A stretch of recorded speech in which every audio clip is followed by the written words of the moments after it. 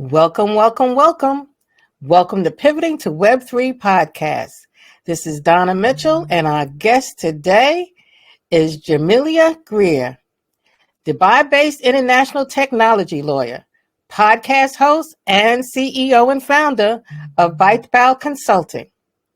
Helps businesses achieve success in law and emerging technology in an interconnected world. With over 15 years of international legal experience spanning from China, Singapore, and Dubai, Jamilia has held roles such as the global head of data and privacy operations at Standard Chartered Bank in Singapore and vice president of legal compliance at Marriott International in Shanghai. The U.S.-raised Mandarin-fluent Black mother of four is committed to empowering businesses with borderless technology and making advanced technology accessible to all. Through her company and her podcast, Barely Legal in Web3, Jamilia is at the forefront of the legal, technological, Web3, and global market conversation with her mission to create a positive social impact and global scale. Now, with that said, I want you to know it is a privilege and an honor to meet Jamilia because she has done some of the most impactful work, and all of her experience right now is here to share with us at Pivoting to Web3 podcast. So welcome, Jamilia. How are you today? And say hello to our audience. Donna, first and foremost, I wanted to say thank you so much for having me on. It's a pleasure to be here, and I am super excited about this conversation, and I look forward to the discussion. I'm super excited about this conversation as well. I have been wanting to talk to somebody that's impressive, experience, and having all the global background in the area of emerging technology. And you know, I'm going to want to definitely get into the Web3 of global technology. So tell us, how did you end up pivoting into legal at the intersection of Web3 and all these technologies? How did that happen? Wow, well, it's been a long time coming, but I guess the short story is that I'm a lawyer by trade. And I've been practicing for about 15 years now, originally from Connecticut. And I've always had roles that were really about data and technology. So whether that came in the form of trade compliance and really trying to control technical data in the aerospace and defense industry, or controlling the data flows of an app such as the Marriott Bonvoy app when I worked at Marriott International, it's always been about this technology and data, and it's always been so fascinating to me. And I think I got to the point in my career where I said, you know what, there's too much going on. There's too much exciting stuff happening in the world of technology. And I decided to make the big leap out of corporate and start ByteBow, and really just go headfirst into Web3. And it's been an amazing journey so far, but there's just so much happening at the intersection of law and technology. So with that said, with law and technology, I'm really curious to know, with all the borders you have crossed in your travels, how does cross-border legal challenges impact the Web3 space? How does that impact the businesses, entrepreneurs, or those brands that are looking at or starting to onboard in Web3? That's such a good question. You know, I think there's this misconception that because we're operating on a blockchain, that data is somehow everywhere, right? We have this mystical idea of a blockchain that is omnipresent, and therefore, you know, borders are not part of the consideration when it comes to legal requirements. And that couldn't be further from the truth. The truth is that actually complicates matters when you're dealing in what we like to call the Web 2 space or the traditional space. We operate with servers, and servers are based in locations, or we operate from cloud technology, and it's a bit more tangible. for us to really understand where technology or where data is housed. When you transition into sort of this idea of a blockchain, then the question becomes, well, where's the data? It's on the blockchain, but where is that, right? And so now we're learning how to make these different connections. And it is more challenging for businesses, I would say, because they have to really think about where they're going to set up their headquarters and register, and what that means for their business in terms of their compliance obligations. So with that said, and everything that's happening in the technology in the Web3 and the applications and where they set up their headquarters, when one is doing that, what other challenges take place, or have you seen in some of the projects or trying to get things up and running and implemented? Are there any specific challenges that people should be aware of that you can give some additional insight on? Absolutely. I think founders really struggle with where they want to start in terms of if they are creating a global operation, where is that first country where they create a legal entity, and why do they choose that country? And unfortunately, because the United States has had such a, push and pull relationship with the acceptance or embracing of cryptocurrency, many American Web3 founders are looking to set up abroad. They're really looking to take all of the business out of the United States and place it in a country or a jurisdiction where the regulations are more transparent, they're more clear, and quite frankly, they're more crypto friendly, as they say, or they're just more warm to the idea of digital assets industry in general. So now we're really coming into, is that the reason why smart contracts and some of the other areas in the United States, there's that push and pull and tension? It's like people want to get involved, or they change their mind because if something happens with the contract, there isn't any governance. Can you expand on what you would see to be a possible solution to a situation like this? What would be the wish list, or what would make sense? What would you recommend, if possible, to smooth this over? Because all of us are walking around that are in the Web3 space trying to figure out what to do. But meantime, it's like, the wild, wild west, because there's no governance in some ways. So you can't have it both ways. But how do you see the future really panning out in this situation? It's a really good point, Donna. I think the initial thought is that founders should really consider what their business is and what aspects or parts of Web3 technology as we know it they would like to incorporate into their business, and how would they like to incorporate those parts. Mm-hmm. So would they like to launch NFTs?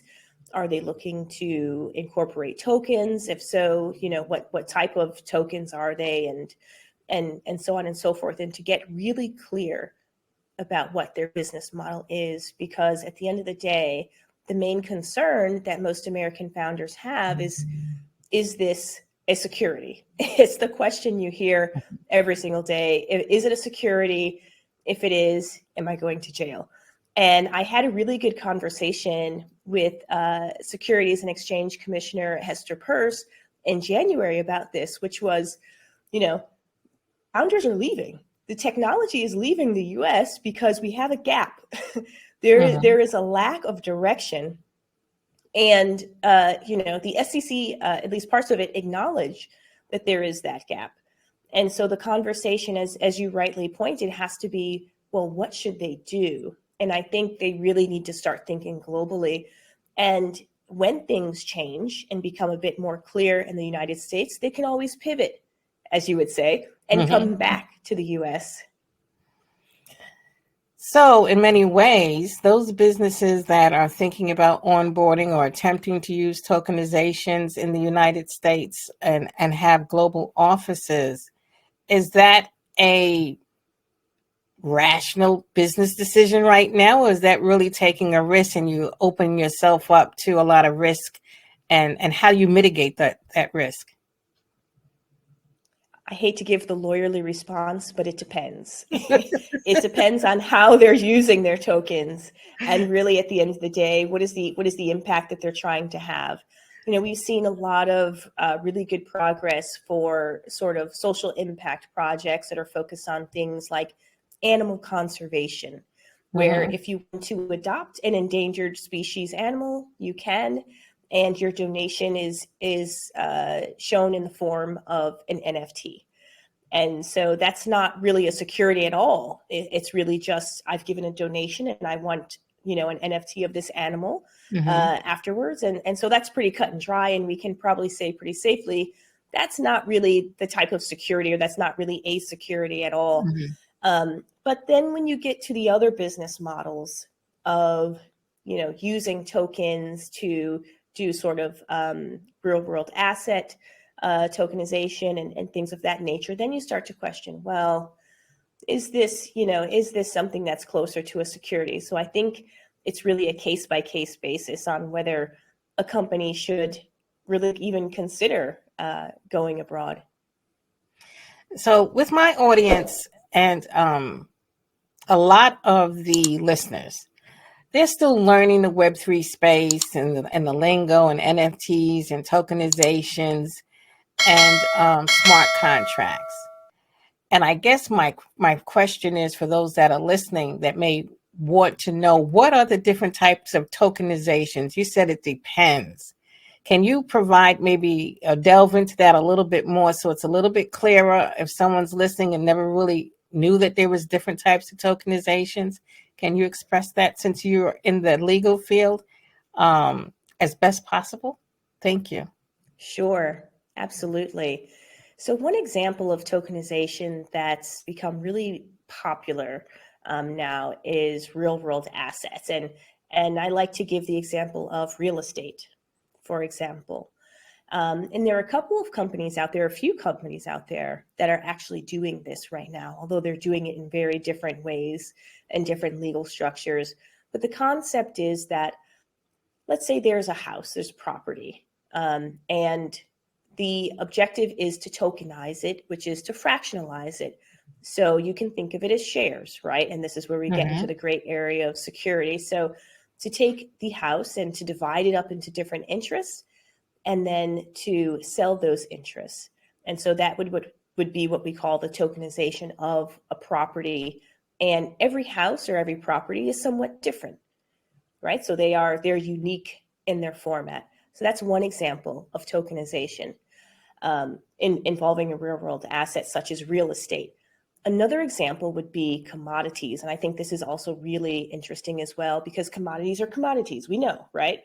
Corn, grain, gold, and so on and so forth. But there are projects that are looking to essentially tokenize something like a commodity and to have it be, if you own a bar of gold, you're not really having the physical bar of gold in your possession. You're having a token, which represents the bar of gold. And the bar of gold is housed in a secure location.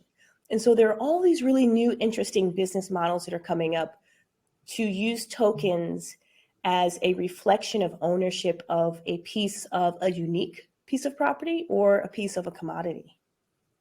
So when they have this piece and they have the tokenizations, is it something they can sell down the line and transfer the value? Or is there a difference depending on the tokenizations or the type of token or the type of NFT? Where are the governance boundaries if they're available, not in the United States, but in other countries? Like right now, I think you're in Dubai. Is that correct, in that area? That's right. So there must be some benefits or some differences culturally or depending on the country, and we're back into the legal side again. Can you help us with that? Right. Most of these business models would have an incentive to allow for a purchaser to resell or otherwise transfer that initial asset. So they've initially bought it and then they want to sell it again on a secondary market. That's where the business can actually scale, because if you buy something from a platform and then you resell it to me, presumably the business would get some sort of revenue from a transfer fee. And so we're using their platform, presumably. And so that's a great business model. But the question becomes for US businesses is, once again, is that a security, right? And so we keep hitting the same brick wall. What's interesting as you get outside of the United States is there's much more clarity around the do's and don'ts. There's much more clarity around how digital assets can be created, how they can hold value, how they can be transferred and resold. And you see a lot of that in Dubai, particularly. In Dubai, we have the Virtual Assets Regulatory Authority, which has some pretty clear regulations around digital assets. We also see it in the British Virgin Islands, where there are some regulations there as well, where that if you are creeping into that area of, is this a security, there's licensure requirements. And so what's interesting is that the United States has not yet created a separate digital assets regulatory framework. They're still leaning on the old regulatory framework of securities. And so the question becomes, is that still applicable? Yeah, there's a lot of questionings becoming at this time on what's happening or not happening and when it's happening and if it's going to happen. But we won't go there. That would probably be another podcast. So I appreciate that answer. So with that said, how is AI? It's an emerging technology.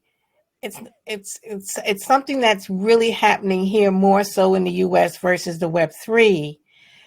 But are there any legal compliance issues that the other countries have dealt with that the United States has not dealt with as well? Like in the Web3, it seems that we're falling behind. There's a gap. And in comparison, how is that in comparison to what's happening in AI, in the machine learning and everything that's taking place in that space? Are we falling behind? Is there a gap there as well, or are we ahead in that area? Unfortunately, I do think that the US is falling a bit behind in terms of creating very thorough regulations for emerging technologies such as AI. We've seen that EU has come up with at least a framework for AI regulation, and other countries also are proceeding to do the same. The question always is why? Why is that, right? And so we sort of have this balance between innovation and compliance, where the market wants to innovate, the market wants to create, they want to build new businesses, but unfortunately, the political framework cannot keep up with that.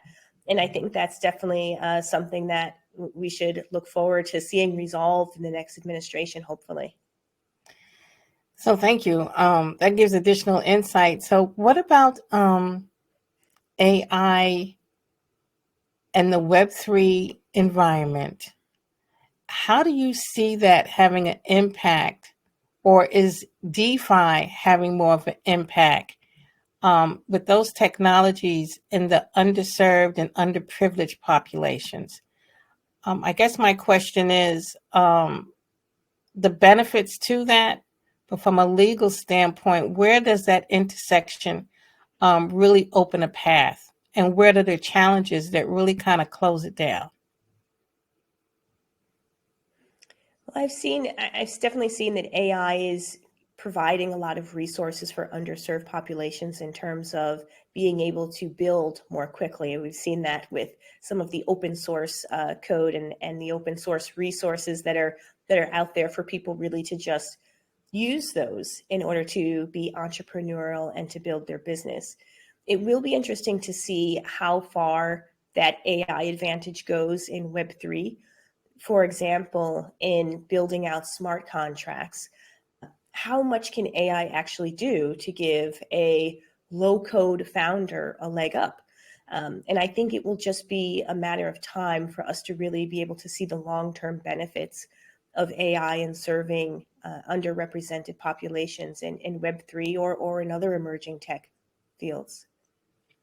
So with education, do you see education playing a role for mass adoption or in the governance space, or what should we be doing? I feel like we need to be doing more. I initially ended up doing this podcast, because because I thought everybody needed to know what was happening. I just kept digging. Then I learned so much, and then there was so much over my head. But I figured what I learned would be of value and a benefit to anyone, and they could learn from me what I learned. And at the end of the day, it just seems like education plays a key role, and the ability to be agile and change or keep up. It just seems like we're missing some of the dynamics that are necessary to be successful, not only as a nation, but as a culture.